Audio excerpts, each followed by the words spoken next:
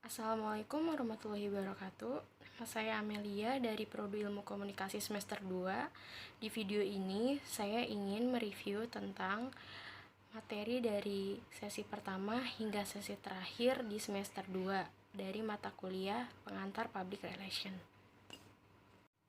Sesi pertama yaitu tentang sejarah Public Relation. 1. Sejarah Public Relation.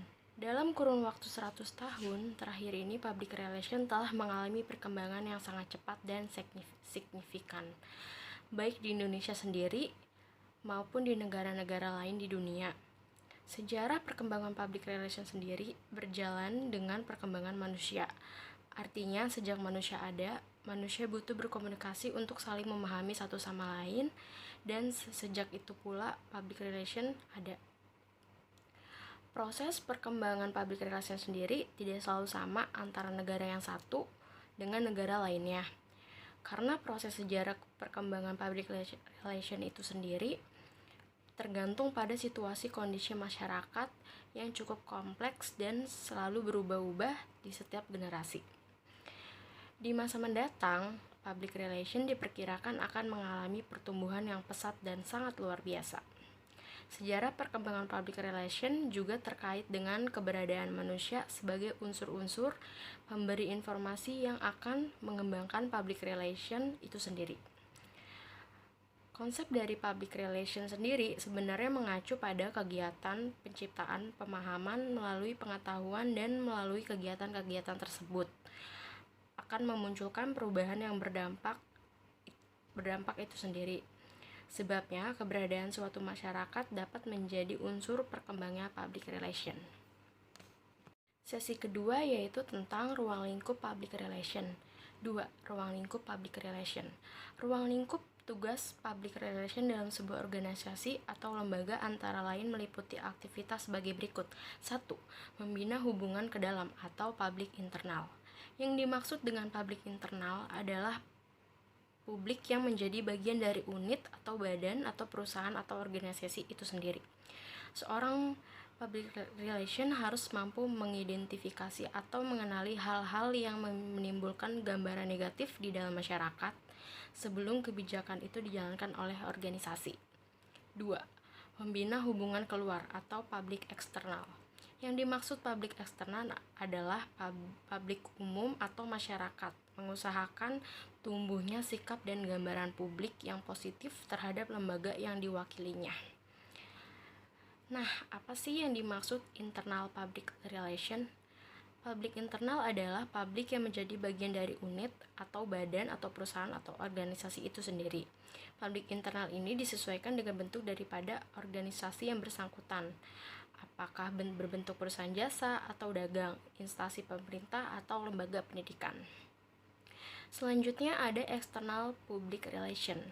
Public eksternal suatu perusahaan diantaranya meliputi: pertama, opinion leader, LSM, public purse, publik pemerintahan, publik masyarakat sekitar, publik pemasok, publik pelanggan, publik bidang pendidikan dan umum atas dasar jenis sasaran atau publik yang bermacam-macam tersebut. Maka sifat hubungannya disebut sebagai external public relation. Ketiga yaitu tentang manajemen public relation. 3. Manajemen public relation. Manajemen dan public relation. 1. Isu manajemen adalah suatu upaya untuk mendefinisikan strategi-strategi yang dibutuhkan oleh perusahaan yang dipergunakan untuk mengontrol aktivitas bisnis yang berlangsung. Setiap perusahaan memperlakukan manajemen yang tepat agar aktivitas perusahaan berada dalam aturan manajemen sehingga mampu mencapai tujuan dan sasaran perusahaan. Artinya, manajemen dan public relation adalah 1. Bagian integral dari perusahaan atau unsur manajerial perusahaan dan lembaga. 2. Keduanya saling mendukung, bersama-sama dan saling ketergantungan. 3. Melakukan program-program manajerial perusahaan lembaga atau program public relation. Tujuannya untuk memaksimalkan image building corporate. Kerja manajerial tersebut dilakukan oleh manajer atau pro. 3. Mampu mengelola kepentingan publik. Sesi keempat yaitu tentang komunikasi persuasi dan public relation. 4. Komunikasi persuasi dan public relation. Persuasi adalah penggunaan dan pemanfaatan pengetahuan tentang situasi psikologis dan sosial sasaran komunikasi atau komunikan dan mengkaitkan situasi psikologis dan sosial komunikasi itu dengan pesan atau message yang diharapkan akan diterima oleh komunikan. Dalam kampanye kehumasan atau public relation, komponen komunikasi yang dipergunakan sebagai berikut. A. Komunikator atau wusei. 1. Pesan atau message. 2. Media. 3. Khalayak. 4. Efek. 5 yaitu tentang citra dan opini publik. 5. Citra dan opini publik. Persepsi, realita, dan citra. Fenomena gunung es. Citra perusahaan di mata publik dapat dilihat dari pendapat atau pola pikir komunitas pada saat mempersiapkan realita yang terjadi. Realita yang bisa didapatkan dari media massa atau media lain yang berhubungan dengan publik bisa dianggap mewakili persepsi yang lebih besar atau pasif, yakni seluruh masyarakat. Dengan begitu, satu hal yang perlu dipahami sehubungan dengan terbentuknya sebuah citra perusahaan adalah adanya persepsi yang berkembang dalam benak publik terhadap realita atau yang muncul dalam media. Maka untuk mendapatkan citra yang diinginkan oleh manajemen perusahaan, kita harus memahami secara persis seleksi yang terjadi ketika publik menerima informasi mengenai realita yang terjadi. Sesi 6 yaitu isu dan krisis. 6. Isu dan krisis. Definisi isu dan krisis. Baik isu maupun krisis, keduanya dapat saja mengganggu image dan reputasi organisasi. Penanganan isu krisis. Penanganan isu memerlukan keseriusan dari tim manajemen dalam proses mendengarkan dan mempelajari isu-isu yang muncul. Penanganan isu-isu yang muncul dilaksanakan berdasarkan tipe organisasi dan mempresentasikan yang 1. Keselamatan, 2. Aturan, 3. Perencanaan, 4. Hukum, 5. Marketing, dan fungsi komunikasi. Isu dan krisis manajemen merupakan area yang tumbuh sangat dekat dengan proses tindakan praktis corporate communication. Merupakan bagian dari hasil beragam isu-isu penting dan krisis yang muncul yang mempengaruhi reputasi dan image bisnis secara general. Hal tersebut adalah ekstrim isu dan krisis karena dapat mengganggu eksistensi organisasi. Isu dapat merupakan upaya yang dilontarkan oleh sebuah organisasi untuk melakukan atau mencapai perubahan. Krisis yang muncul dalam proses operasional perusahaan dalam menangani isu. Namun, isu juga dapat berupa peristiwa eksternal perusahaan yang berkaitan dengan perusahaan atau juga peristiwa atau musibah. Selanjutnya yaitu membahas tentang PR and teknologi.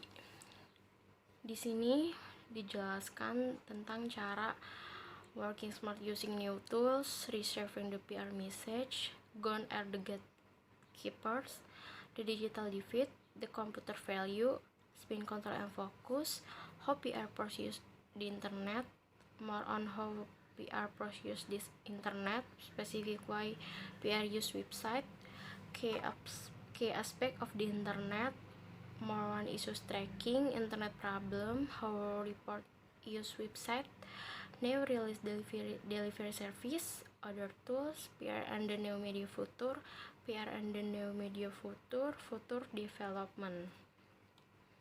Sesi selanjutnya yaitu membahas tentang advertising. Baik iklan dan PR membantu membangun merek dan berkomunikasi dengan audiens target. Perbedaan paling mendasar di antara mereka adalah bahwa ruang iklan dibayar sementara hasil hubungan masyarakat diperoleh melalui penyediaan informasi kepada media dalam bentuk siaran pers dan penawaran. Misalnya, Anda harus membeli ruang iklan spanduk online tetapi Anda dapat melempar cerita ke outlet berita. Ada juga sesuatu yang disebut media atau milik, yang merupakan konten yang Anda buat untuk situs web Anda atau foto dan video yang Anda hasilkan untuk media sosial.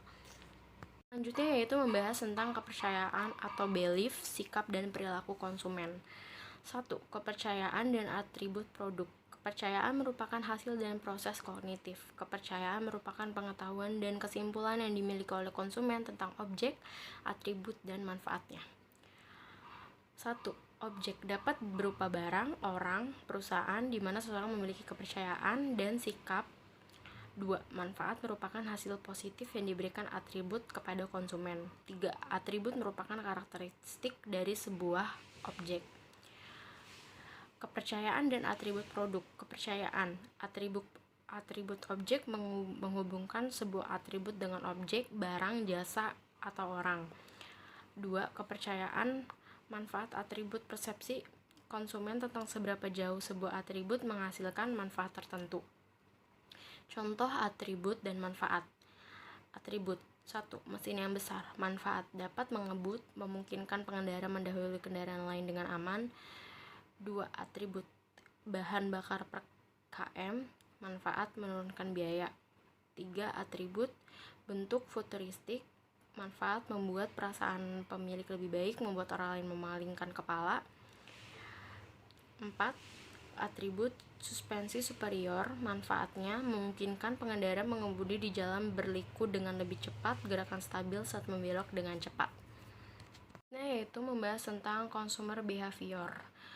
Consumer behavior suatu studi tentang pembelian unit-unit dan proses pertukaran yang melibatkan bagaimana cara mendapatkan, mengkonsumsi, dan mengabaikan barang, jasa, pengalaman, dan gagasan.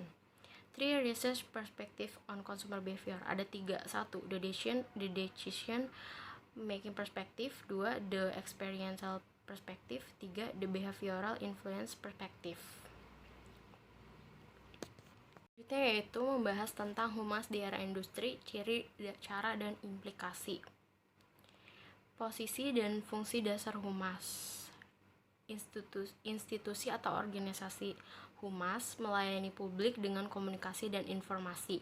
Audiens atau publik. 1. Media. 2. Politisi. 3. Pemerintah. 4. Komunitas. 5. Aktivis. 6. Pegawai. Agar tercapai mutual understanding antara institusi dan audiens.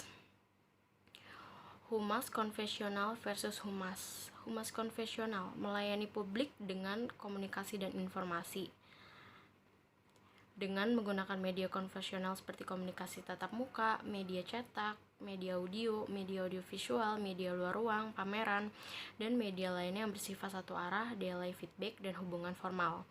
Sedangkan humas melayani publik dengan komunikasi dan informasi dengan menggunakan media yang berbasis internet, di mana website menjadi platform dasarnya dan media sosial sebagai instrumen utamanya yang bersifat interaktif, kolaboratif, dan ikatan sosial atau social engagement.